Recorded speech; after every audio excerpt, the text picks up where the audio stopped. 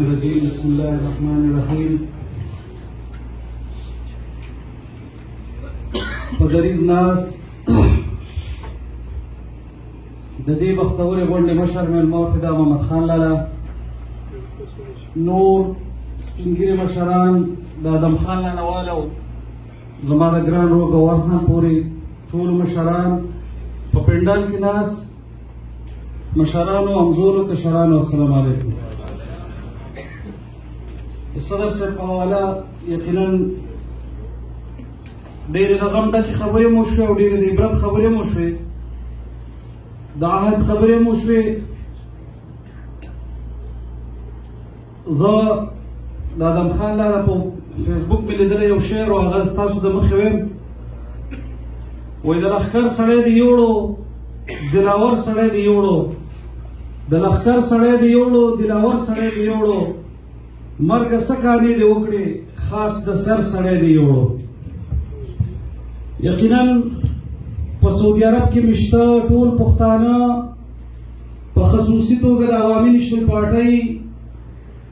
هر کارکون ملګری او هر قام پرست ورور نن 3 کاله بعد چې په کوم عقیدت سره، په کوم مینه سره، په کوم احترام سره زمون خدای بخلی صدر صاحب یادوي، هم زه د هغه د ملګري په حیث کله چې ما حرف واخیستو ما تاسو ته یو خواست کړی چې د څو پورې زه د عوامي نیشنل پارټۍ سعودي عرب صدر یم، کم از کم صدر صاحب نه پس به ما ته څوک صدر صاحب نه وایي، ما ته به ډاکټر صاحب وایي او زموږ د سعودي عرب صدر صاحب به نن هم موږ ګلزمین خان ته وایو. عزیزانو، د صدر صاحب شخصیت یقینا ډېر لوی شخصیت و او د هغه د بختوروالي د دې نه زیات نور څه ثبوت کیدی شي چې نن د هغه د 3مې کلیزې په موقع 2 کاله بعد د سعودي عرب په خاوره دومره پنډال موږ را یوځای شو، موږ ته د اجازت میلاو شو چې موږ د یو بل سره مخامخ شو او موږ د صدر صاحب هغه غم هم یاد کړو، د هغې سره سره څنګه چې انعام خان او ملګرو خبرې وکړې، موږ په دې ورځ دا لوزم وکړو، دا عهد هم وکړو، دا ایمان هم تیر کړو چې کوم څه موږ ته باچا خان بابا ویلي وو، په هغه وخت کې ډېر لوی لوی هستی د باچا خان بابا نه مخکې تېرې شوي دي، خو چونکې هغه نومونو، هغه خلکو، هغه مشرانو خپل سوچ له، خپل فکر له، خپلې ورورولۍ له تنظیمي شکل نه ورکړی. باچا خان بابا رحمت الله علیه خپل ورورولۍ له، خپل تنظیم، خپل سوچ له، خپل فکر له یو تنظیمي شکل ورکو. 2020 زمونږ د هغه سوچ سرکلیزه هم موږ مانځو. اوس صورتحال ښه شو که د دسمبر نه مخکې موږ له حالاتو اجازت راکړو، د خپلو ملګرو په ډاډ او ستاسو په ډاډ زه د دې سټیج نه دا اعلان کوم چې څنګه زموږ مشرانو په پاکستان کې ویلي وو، موږ به د سرکلیزې پروګرام هم مانځو انشاءالله. ملګرو، زموږ سره په دې سټیج ډېر سپین ږیري پښتانه ناست دي، تاسو ته به شاید چې ټول به نه پېژنئ، خو دا هم د صدر صاحب خدای بخښلي مېلمانه دي. ما ته په پنډال کې هم زما ډېر وروڼه داسې ناست دي چې شاید ما او هغه یو بل نه پېژنو، خو زه دا هم د صدر صاحب خدای بخښلي مېلمانه دي، په خیرالۍ ورته وایم. او د دې سره سره د دې سره هم یو لوز کوم، یو عهد کوم، کوم چې د اوت په شکل ما زما د ریاض ریجن ملګرو، د یونټو ملګرو، ټولو عہدهدارانو دلته هغه اوت اخیستی چې موږ به بغیر د څه لالچه د باچا خان بابا سوچ فکر مخ په وړاندې بوځو او ستاسو نن دا عهد اخلم نن چې په دې قامي جنګ کې ملګرو نن په وطن ډېر سخت حالات دي. زه د معاشي حالات خبره نه کوم، زه د سیاسي حالات خبره نه کوم، زه د هغه حالات خبره نه کوم چې پرونې ملا کېنوو دا ملا راوتی دی او دا د هغه نبي عاشق دی چې که ته دی واپس کېنوه شریفه نه دا ډېره لوی ظلم دی، ته به دې مړ کې خدای به واپس نه شي. نن چې هغه مولا راوتی دی وایي دا دهشتګرد دی. زه په هغې خبره نه کوم، د راجا خبره چې خیرن ژوندی شرمونه به ډېر راوړي. زه په بله خبره ستاسو سره نن خبره کوم. د صدر صاحب خدای بخښلي په دې درېیمه کلیزه به یو لوز کوو، څنګه چې به همیشه موږ د صدر صاحب دوه خبرې کولې په دې خاوره، کوم چې موږ ته زموږ مشران همیشه وایي ملګرو موږ به د اول د دې ملک د قانون احترام کوو، چې زموږ څومره وس کېږي موږ به د دې ملک د قانون شکني نه کوو. دې ملک موږ روزګار راکړی، دې ملک موږ شته کړي یو، دې ملک موږ د سیالۍ کړي یو، دې ملک موږ برداشت کړي یو. نو چې څومره زموږ وس کېږي د دې ملک د قانون احترام به کوو، او د هغې سره سره د دې ملک په حواله د دې ملک او د قانون د احترام سره سره چې په دې ملک کې مې شته 14 یا 15 لکه پښتانه دي، زه د دې سټیج نه دا اعلان وایم چې زه او د عوامي نیشنل پارټۍ یو ملګری هم. موږ چې څنګه د عوامي نیشنل پارټۍ هر ورکر ته پړیو، همدغسې په دې خاوره کې شته هر پښتون ته پړیو. موږ به پښتو کوو، پښتونولي به کوو. زموږ په قام کې خطا شوي وروڼه به د ځان ملګري کوو، قامي یووالی به پیدا کوو، او چې هر پښتون په سخته کې دا به زموږ ایمان چې به موږ خپله سخته ګڼو، او د هغه سره به د هغه هدف پورې ولاړ یو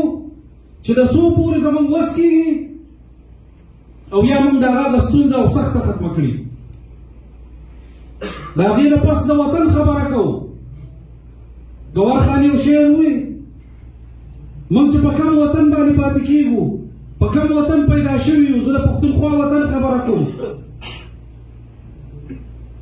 بلکې زه د ټول پښتون وطن خبره کوم. الله تعالی چې په سوره رحمان کې د کومو نعمتونو ذکر کوي هغه ټول زما او ستا په پښتون وطن شته. ملګرو نن که په افغانستان کې یو لویه لبه روانه ده، دا زما او ستا په سر چې کوم څه کېږي دا د هغه ځای د معدنیاتو دپاره جنګ دی، په دې به ځان پوهیو. دا د هغه ځای په وسایلو باندې جنګ دی، څنګه چې زما او ستا د وطن په وسایلو باندې قبضه شوې ده. ما ته د خټک بابا شعر رایاد شو، زه اکثر ډېر ویم که ما او تا یو شو موږ پښتو وکړه. زه د دې سټیج نه ویم چې نن حبیب یونس خان ما ته یو ویډیو راولېږله، یو ورور هغه ته میسج کړی دی، د کرکټ یو کھلاړي دی، وایي چې د کرکټ میچ او شاهد افریدي کله اوټ شو نو په ګراونډ کې نه یو بنده او نه بندي وه، ټول پښتانه پښتانه وو. زه د هغه کرکټ په کھلاړي هم لعنت وایم،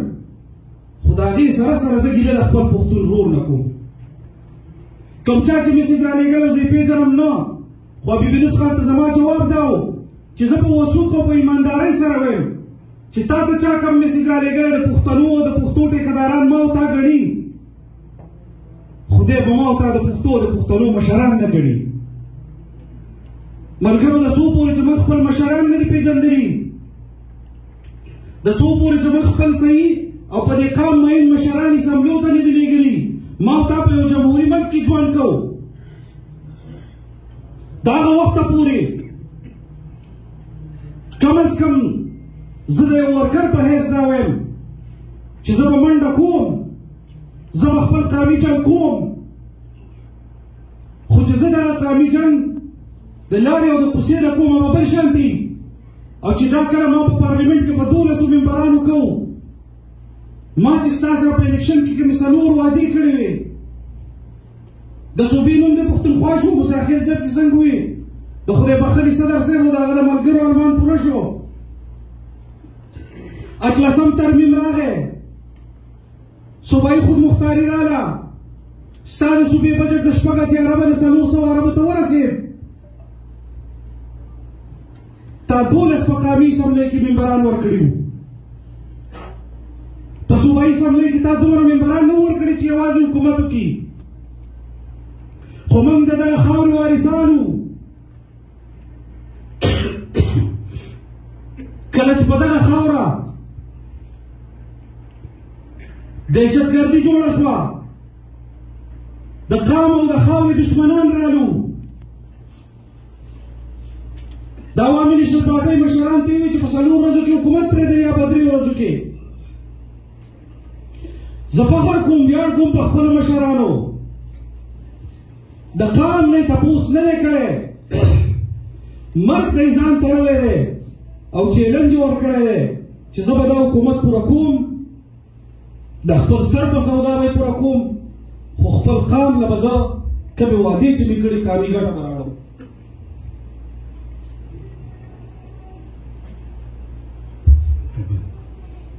ملګرو،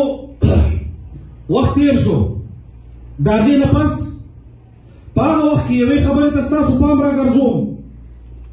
په هغه وخت کې ستاسو د وخت وزیر اعظم، ستاسو د وخت د آیسای یا د پوځ ترجمان ما او تا ته دا خبره کوله چې د لوی تاوان نه د بچ کېدو دپاره خامخا به موږ د دې خاورې دپاره قرباني ورکوو، او موږ چې کومه قرباني ورکوله موږ ته یې ویل چې تاسو د لوی تاوان نه ملک بچ کوئ. بیا نن او د نن نه په تېره یوه میاشت کې دغه کټپوتلي وزیر اعظم، زه د کراړي خبره نه کوم، د یو ذمهوار په حیث یو ځل وایي چې حقاني پښتانه قبیله ده. آیا ورونو حقاني پښتانه قبیله ده؟ د هغې نه پس وایي چې چونکې په افغانستان کې طالبان پښتانه او د دې سایډ پښتنو سره ځکه مرسته وکړه، آیا پښتانه ټول طالبان دي؟ د هغې نه پس دا خبره کوي چې موږ کله د امریکې سره مرسته وکړه، امریکې ته ځان صفا کوي، نو پښتنو ټولو ټوپکې راواخیستې او زموږ خلاف راووتو. آیا دا خبره صحیح ده؟ زه په حیثیت د دغه خاورې د بچي، د عوامي نېشنل پارټۍ د ورکر، ستاسو د یو ورور، ستاسو په وساطت دغه ریاست کوم چې د پښتون، د بلوچ، د سیندي، د سرایکي، د براوي، د کشمیري، د ګلګیتي، د بلتستاني، د هر یو قوم مجموعه ده د مختلفو حکایانو. زه هر قوم ته دومره احترام لرم څومره چې خپل احترام غواړم، او د دغه ملک د فیډریشن خبره کوم، د روغ پاتې کېدو خبره کوم، خو د دغه ملک کټپوتلي وزیر اعظم چې کومه خبره کوي، آیا دا د کنفیډریشن خبره نه ده؟ دا د ملک د ماتولو خبره نه ده؟ دا د پښتنو نه د نفرت خبره نه ده؟ دا د پښتنو د ځان نه د جدا کولو خبره نه ده؟ نو د بنګال تاریخ خو زموږ مخې ته پروت دی چې یو نیازي بنګال ورکو، بل نیازي څه کول غواړي. ستاسو په وساطت زه اعلان د پاکستان د دغه ادارو نه، د ریاست د دغه مشرانو نه دا وضاحت غواړم چې آیا پرون تاسو ټیک وایي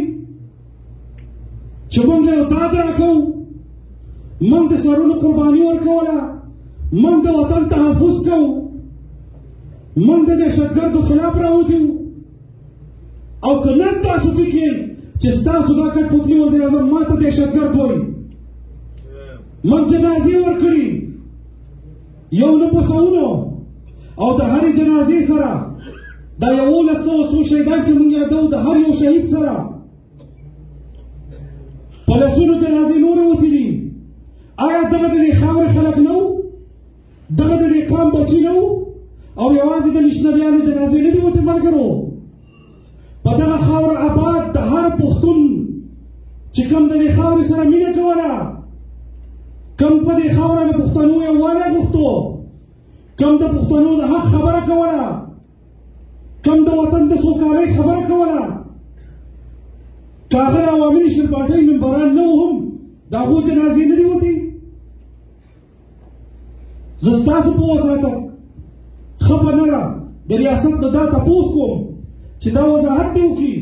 او که دا وضاحت نه کوي نو زه پښتنو ته جرګه کېږم، تاسو په وساتئ، تاسو نه م راغلم.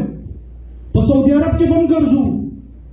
او زمونږ د دې د هر ملګري خبره وزن لري. په خپل کلي او په ولس کې به خبره کوو چې لار به غوره کوو، یا چې موږ ته کم خلک په کم نظر ګوري، چې هلته کې بندام نه و، بندیم نه و، ټول پښتانه و. ستا وزیر اعظم وایي د خدای یو مخلوق انسان دی، بل پښتون دی. ملګرو په دې خبره به سوچ کوو یا به دغه لار غوره کوو. څنګه چې ګوهر خان وایي په دغه خاوره غلام ابن غلام پیدا کېږي، یا به غلامي قبلو او یا به په اوچت سر په نیغه سینه د وطن دپاره د قبر په لار ښه په ایماندارۍ تلو ته ځان تیارو، د خپل قام حق به ګټو، یو کېږو به، پښتو به کوو، پښتونولي به کوو، باچاخاني به کوو. خو د دې هر څه سره سره کوم قامي جنګ چې موږ ته را په غاړه دی چې زموږ صدر صاحب به دویمه خبره کوله، خدای بخلي، دغه د قام جنګ به په شریکه ګټو، بغیر د دې نه چې دا د کومې پارټۍ دی. او په ایماندارۍ به سوچ کوو چې دې قام له په ما او تا پورې چې کومه پروپاګانډه شوې وه، ولې شوې وه، ما او تا دې قام له حق راوړو، ما او تا د دې قام بجټ زیاتو، ما او تا د دې قام بچو له یونیورسټیانې جوړولې، ما او تا د دې قام بچو له سکولونه جوړول، ما او تا د دې قام بچو له کالجونه جوړول، ما او تا د دې قام بچو له سټیډیمې جوړولې، د لوبو ګراونډونه یې ونه جوړول. او دغه خلک چېرته هم دا نه غواړي چې د احمدشاه بابا بچي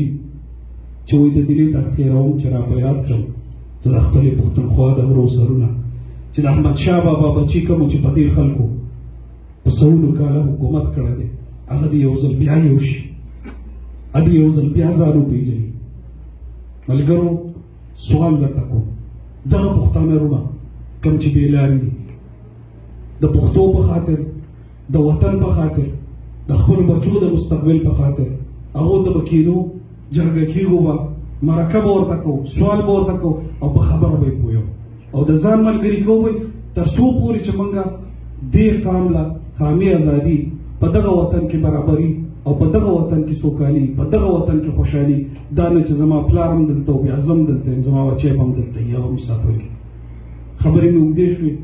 زه یو ځل بیا د دې پروګرام د ټولو منتظمینو، د خپلې پارټۍ د ملګرو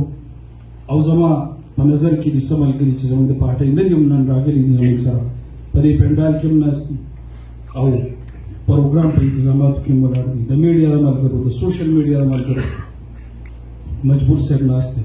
د جیزان نه زما په یو ټلیفون د پروګرام له راغی د پریزنټیشن جوړ کړه. نور به زه شاید که نومونه اخیستل شروع کړم، زمونږ شهزاده ورور اوس لیټ راغی، په خیرالي ورته ویم، که زه نومونه اخیستل شروع کړم شاید که زما د چا نوم پاتې شي او د یو ملګري په زړه کې ګیله راشي. د دې وجې زه ستاسو د ټولو شکریه ادا کوم، مننه کوم. مشران سپین ږیري چې موږ له کوم راغلي د دې مننه کوم. د پروګرام په انتظاماتو کې که څه کمی بیشې شوې، د پروګرام په ترتیب کې که څه کمی بیشې شوې، زه ستاسو د ورور، ستاسو د کشر په حیث ستاسو د ټولو نه د هغې معذرت معافي غواړم. د سوشل میډیا په لارې چې کوم ملګري وختي نه ولاړ دي، د انتظامیې ملګري چې کوم ولاړ دي، د ټولو ډېره زیاته شکریه ادا کوم. او هغه یو شعر زه ډېر وایم، په هغې د خپلې ماتې ګوډې خبرې ختموم. وایي پښتون پوښتنه د پښتون نه په پښتو کې وکړه، پښتون پوښتنه د پښتون نه په پښتو کې وکړه، وایه اشنا مینه دې چا سره ده، پښتون پوښتنه له په پښتو کې جواب داسې ورکړه چې ته پښتون یې، زما ټوله مینه ستا سره.